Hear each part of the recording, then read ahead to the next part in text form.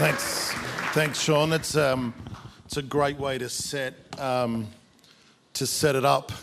We're going to what we find is that the journey of each of these sessions is it's just going to progress. And so I know, Sean talked to me a little bit about where he's going to go over the next couple of days. And so I thought it was a great foundation there, Sean, a platform for that. Emotions are such a key thing, right? Because, an emotion is internal energy in motion, right? I'll tell you why that's so important. Motivation is less than 5% external from external stimuli and 95% internal, which is so interesting, right? Because that means you can watch 100 YouTube motivational videos, pump it up, pump it up, pump it up, and that will affect you at best 5%. And this stuff, the way you think, the mindset stuff is the real game. It's 95% of the motivation. That's why, I don't want to boo-hoo great motivational seminars. This is, in some respects, can be labeled a motivational seminar, right?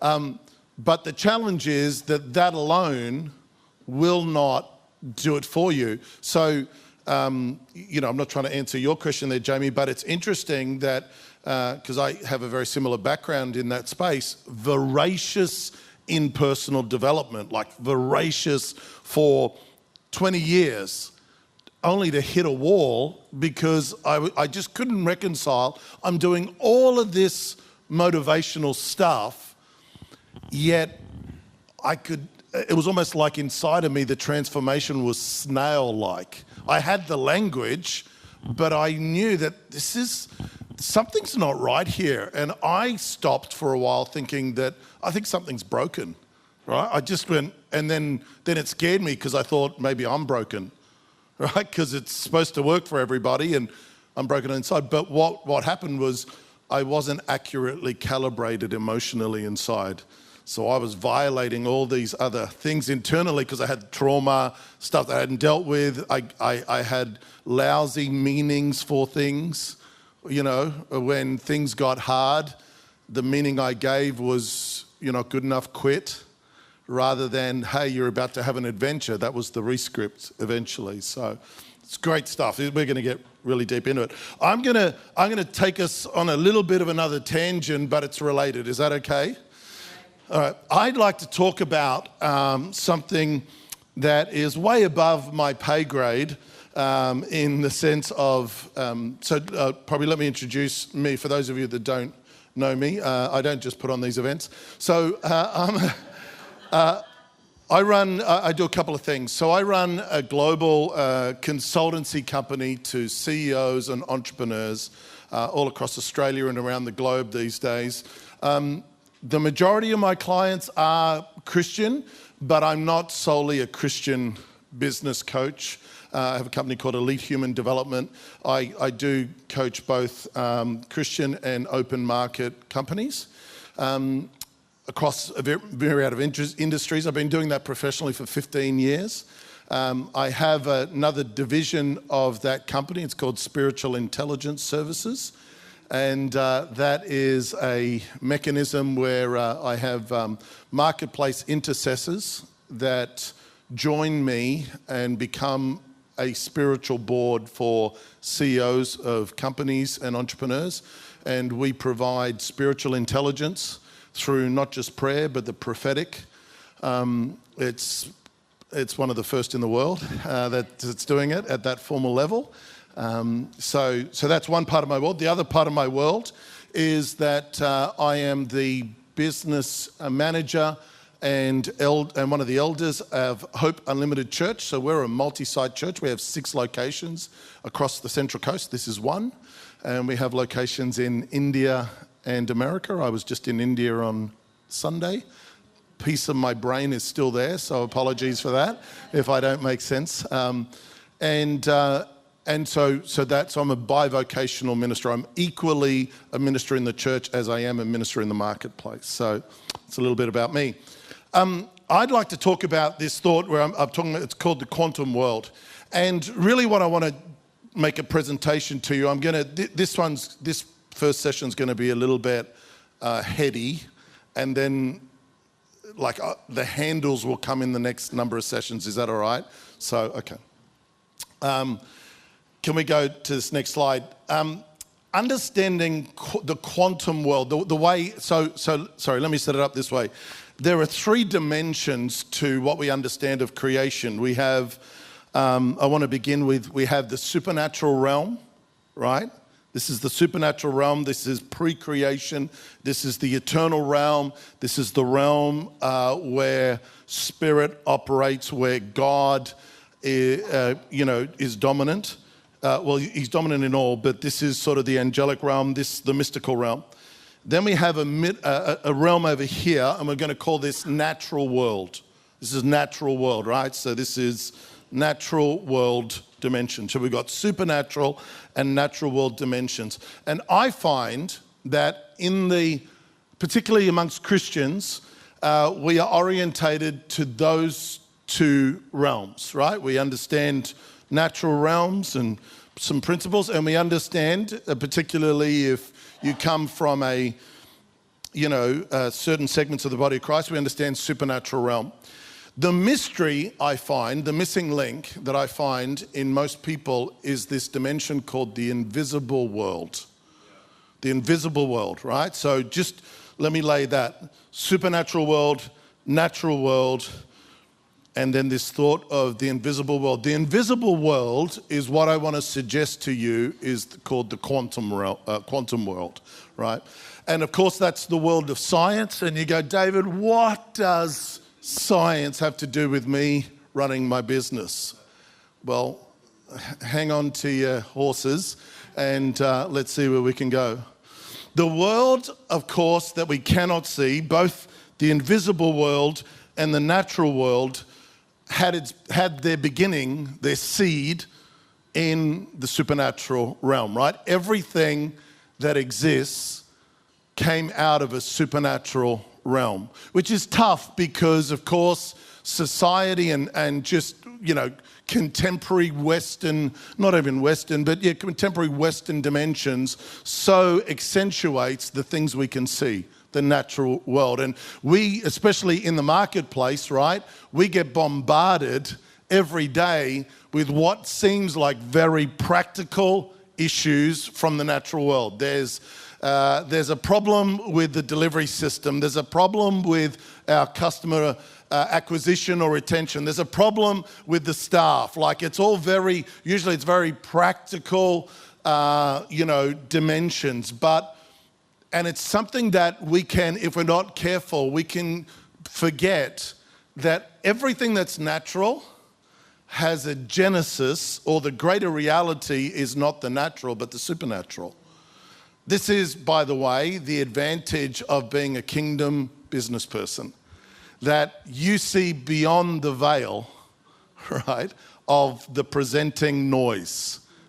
And if you can master the dynamics of both the supernatural realm and the invisible realm, or the quantum world, I guarantee you that it will have its manifestation in the natural dimension. Are you with me?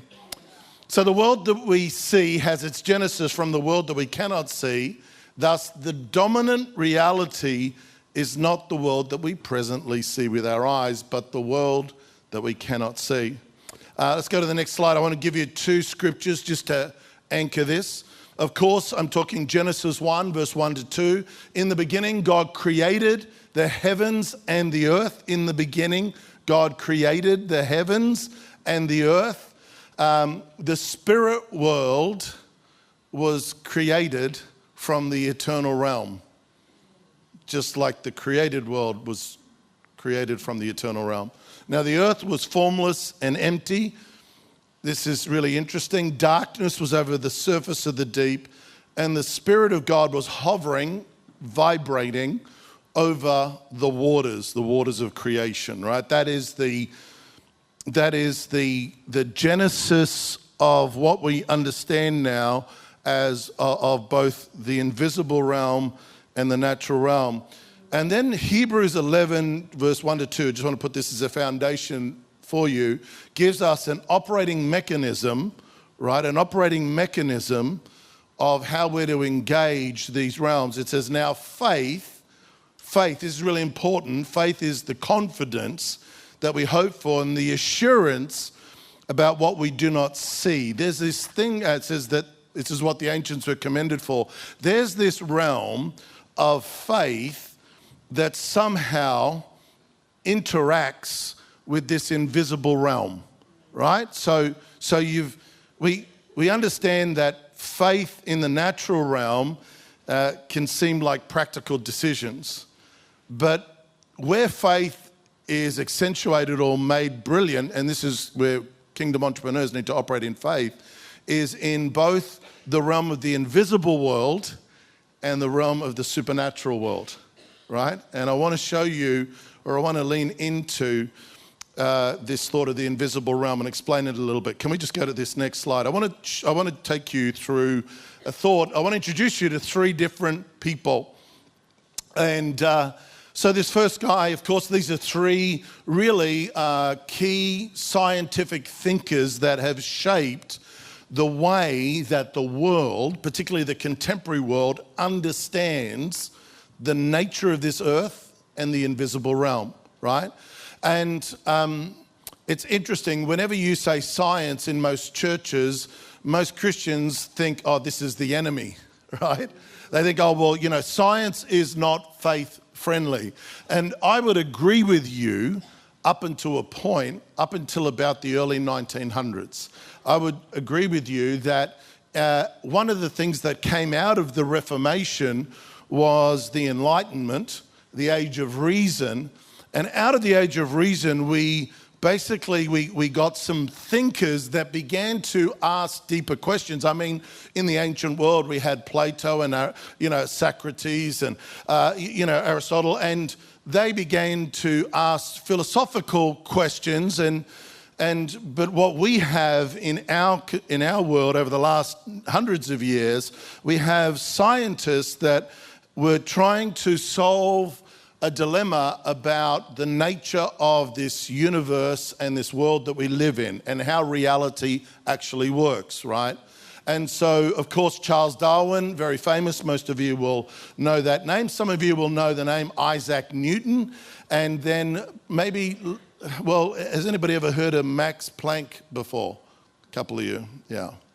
So Charles Darwin, of course, we know survival of the fittest. He's understanding of what we call Darwinian science. I wrote some thoughts here about Darwinian science. So Darwinian science has this perspective that is primarily focused on evolution or the survival of the fittest. And they said that the nature of this universe is that it operates in a form of, it's not random, it is basically that it's based on this thing that the stronger realities kill the weaker realities, and therefore there's a natural progression that the strong evolve and move forward, and the weak is almost like the purging system of creation. Weak thoughts, weak people, weak philosophies, everything gets purged out that is weak, and the dominant strong things rule, right? That's Darwinian science, and it's the evolutionary dimension. And Charles Darwin was, for his time, a brilliant scientist, brilliant thinker. He was wrong, as we know that Darwinian science is wrong, but with the knowledge that he had, he did pretty well. He was wrong, but with the knowledge that he had, the understanding that he was working from, he was actually quite brilliant. Now, there's people that say, towards the end of Darwin's life, he began to understand that he oversimplified how creation worked and recanted. But whether that happened or not, I think is irrelevant. After Darwin, the the evolution of the understanding of the nature of things and the way the world works, a guy called Isaac Newton, another brilliant scientist, he kind of moved it forward, and he said, no. The invisible realm is not just made up of the strongest or the survival of the fittest, that actually there is almost like an invisible machine of cause and effect, right? Of cause and effect. And that everything that happens in the natural world is caused by a set of laws, an invisible machinery called the universe that operates in the invisible realm. And so the meaning to the things that manifest comes out of a very a machinery that if you understand cause and effect, you can always get the same outcome guaranteed, because it's like a machine, it's like a process line, right? Like I know I'm butchering science, but I'm just like, I've got like 5 minutes to kind of get this down, right? So he says, yeah, so cause and effect. And so in Isaac Newton's mind, the universe, creation itself, is a closed system of principles. Closed systems of principles that are predictable, that never violate one another, and are ordered. And if you understand the order, you can then get ahead, right? So a better version, basically, than Darwin, still wrong. Well, according to contemporary science, still wrong. Better than what Darwin was suggesting, but not yet the reality. So then something interesting happened, which is as the science and the research and technology got better, our understanding of the universe, particularly around the 1900s, early 1900s, we began to see, because remember, when Darwin was around, most scientists were Darwinian. Then Isaac Newton came, and many of the new emerging scientists became Newtonian. And then at the start of the 19th century, with the advancement of technology and the ability to actually break down the invisible world and capture it, we got another evolution of scientists which are called quantum scientists, or quantum science began to come through. And Darwinian science really started with a primitive thought that said the invisible world is made up of a very, just a one-dimensional cell that outworks itself. Newtonian said, oh no, those cells are a bit more divisible, they're a bit more machinery-like, red, white, and blue. Quantum science came and said, we've broken it down beyond the red, white, and blue, and we found chaos. We found that actually the universe is not survival of the fittest, and is not just some predictable system, but is a dynamic realm of infinite possibilities. That was the first sort of step of quantum physics. There is chaos, or it's alive, right? Is what they understood. It's alive. The first version of it's alive. And it's random. And so they went, oh, okay. And then here's the next level down. They not only found that it was random, they found that when you observe through experiments and through microscopes and other things, this invisible universe of protons and atoms and subatomic particles, that when you observe them, they behave differently based on how they're observed. Right? Have you ever heard of this thought of the double slit experiment? Where they fired some atoms, in a closed experiment, they set up this experiment where they fired some atoms against a wall, and so they set it up, they leave the room, and they fired these atoms, and there was a pattern, a certain trajectory of these atoms, so they could Go, oh, right, these atoms behave this way, right? But then what happened is they did that experiment and they got the same result. Then all of a sudden, a scientist stayed in the room when they fired the atoms, and they found that the atoms behaved differently because the scientist was in the room. And they thought, no, that's not true, couldn't possibly be. So he leaves the room again and they fire the atoms, and it behaves as the initial when it's not observed. So he comes back in the room, they fire the atoms again, and again it behaves differently. So they tried to, in this experiment, they tried to trick the atoms, right? They put a camera in the room and the scientist left, and the atoms behaved as if the scientist was in the room and was being observed.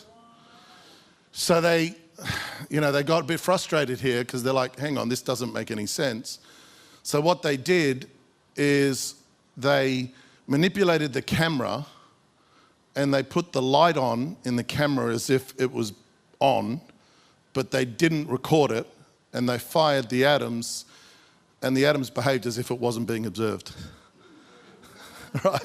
Right? So what I'm talking about is the way that the invisible world behaves, right? It's just really interesting. Now, let me just go a little. Are you okay with this?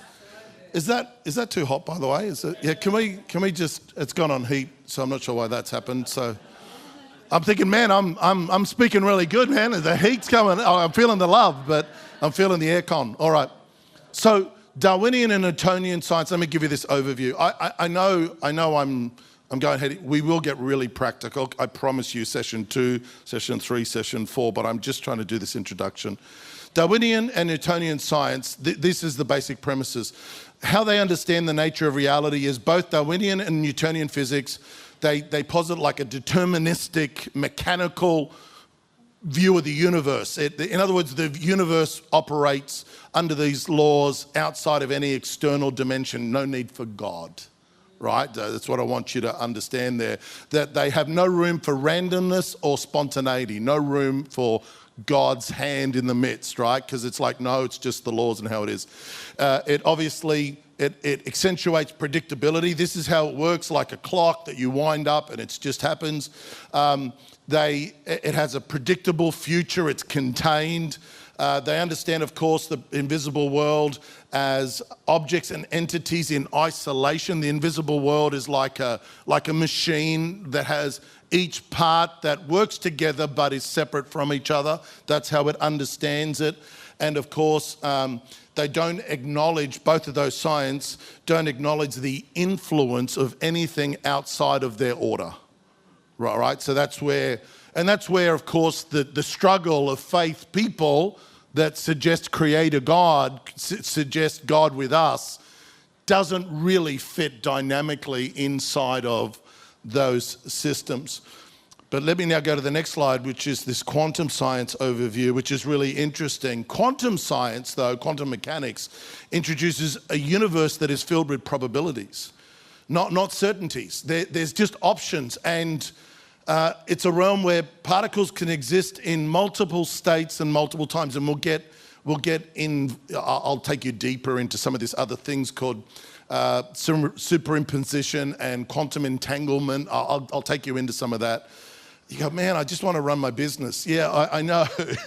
I know, but because later on I want to tell you about why it's important what you say over your business, over your staff, over your health, over your money, over your world. Like if you don't, but if I just tell you that stuff, and what happens with most Christians is we just put that all in the supernatural bucket. We just put it all in the supernatural bucket, right? But actually, God's got heaven and earth. And so you must understand the three realms if you're going to be successful, right?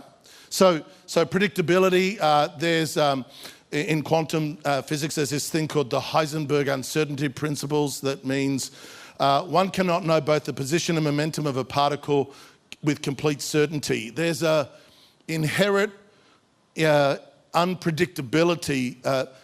Einstein struggled with quantum science, not because he wasn't so much fighting the theories of it.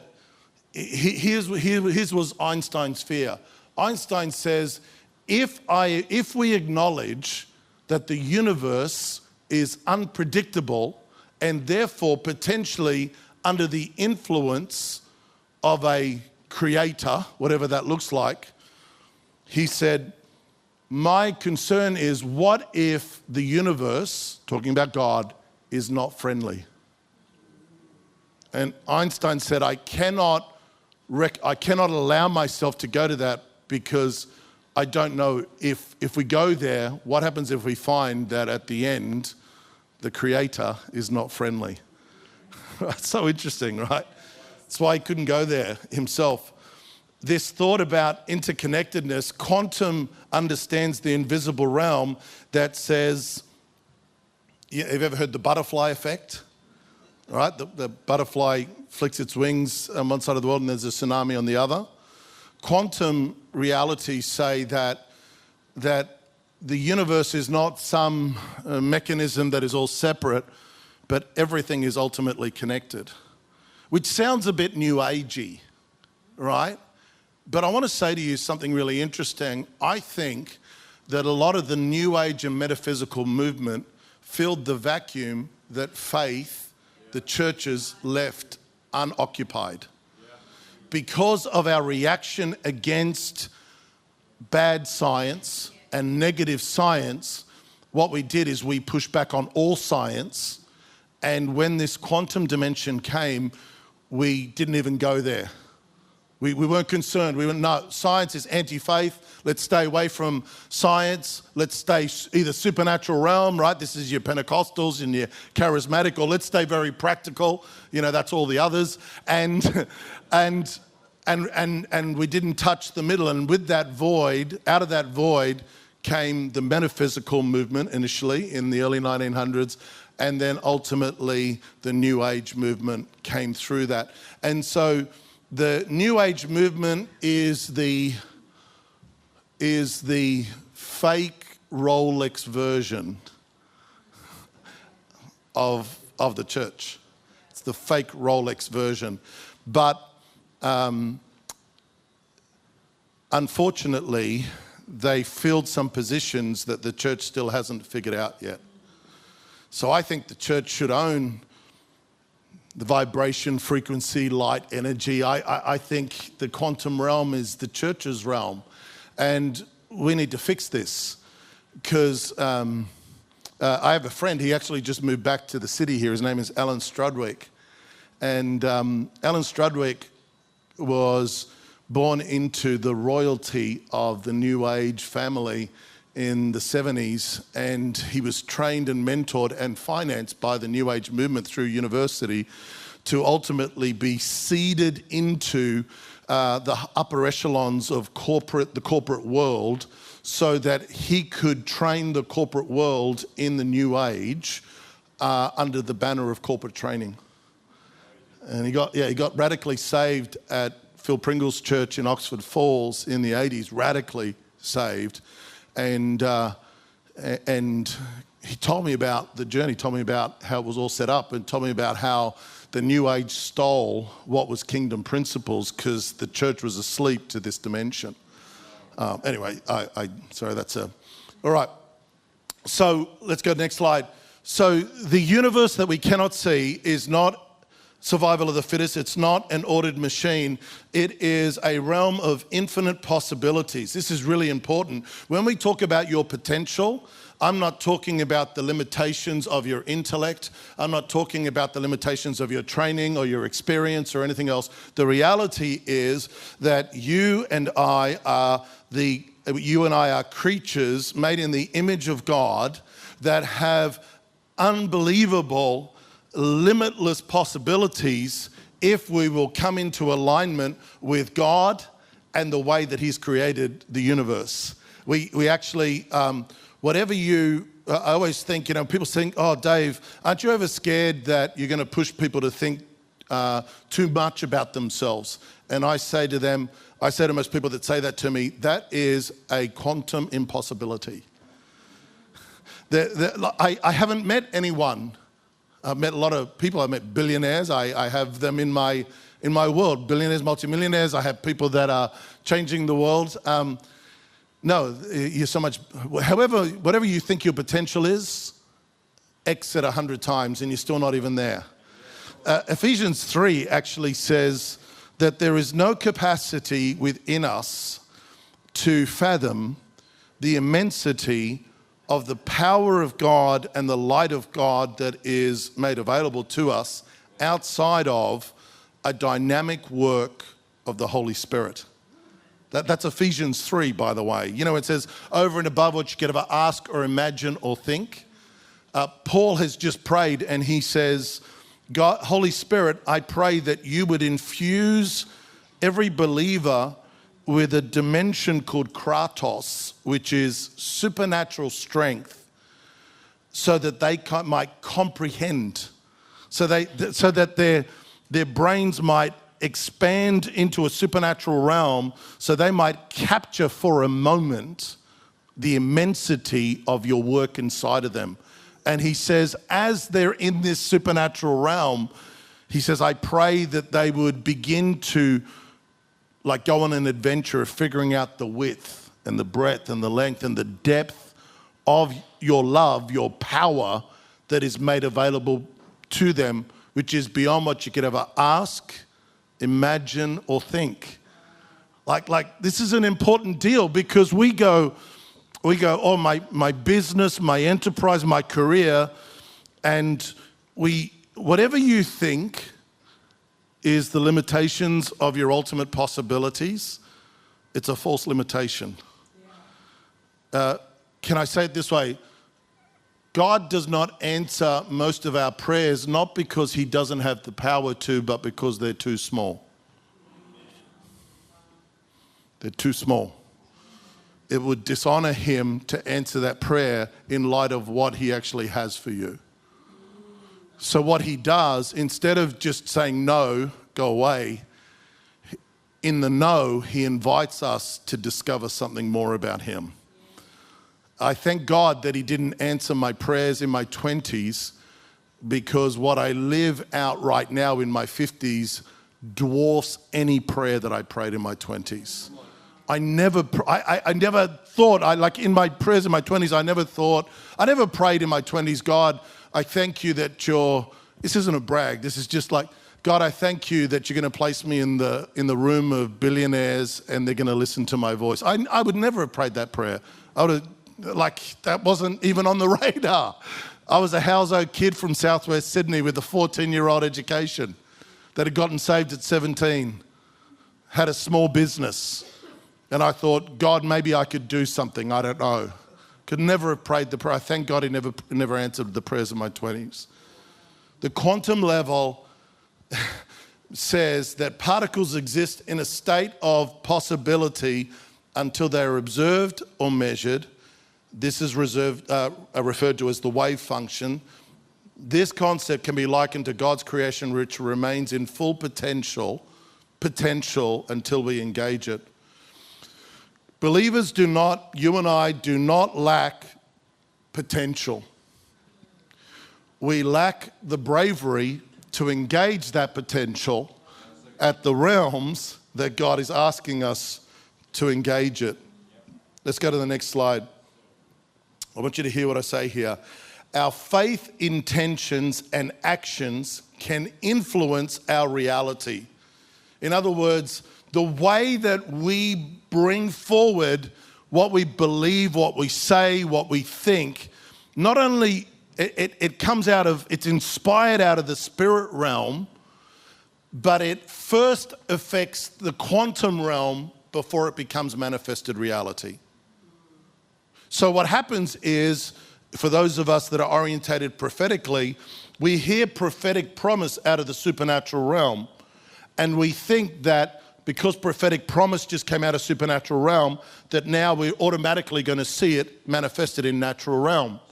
But what happens is, if you've been around the prophetic enough, you'll understand many times, many prophetic words that are accurate do not ultimately come into full manifestation.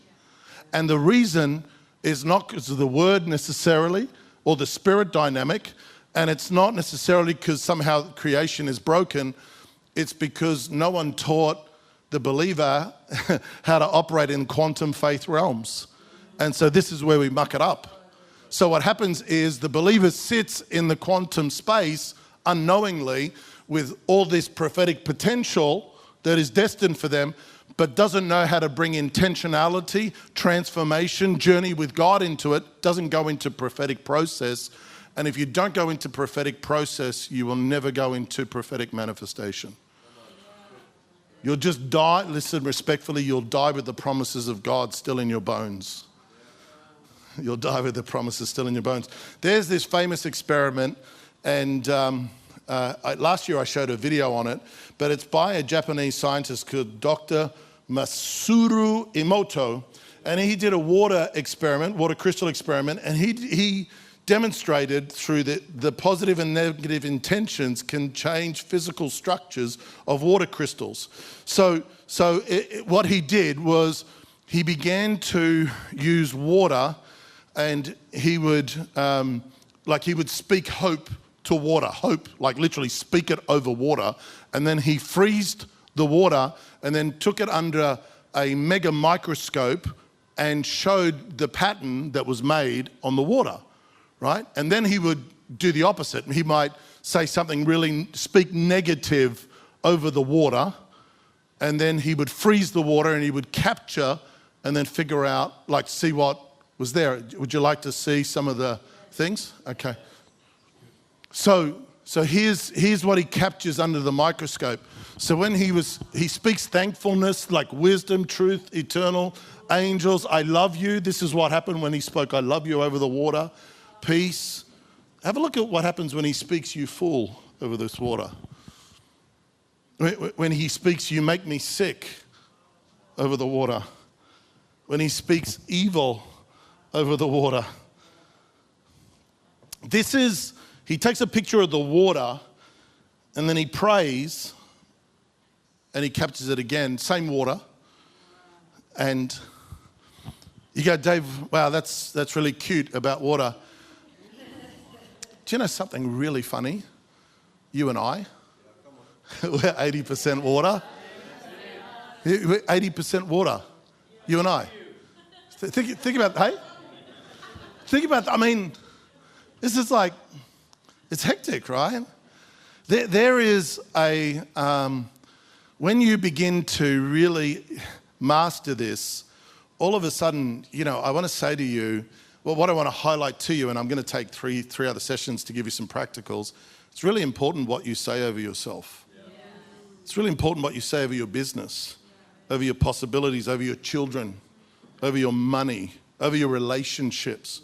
This isn't just some sort of nebulous, confession. If you confess what you don't believe, there's a disconnect there, right? Sometimes you have to confess before you believe so that you can condition yourself to believe. But I just want to say to you that I have found in the evolution of my world that every level of success or finance or manifestation or confidence actually comes out of a rescripting of my mind and possibilities.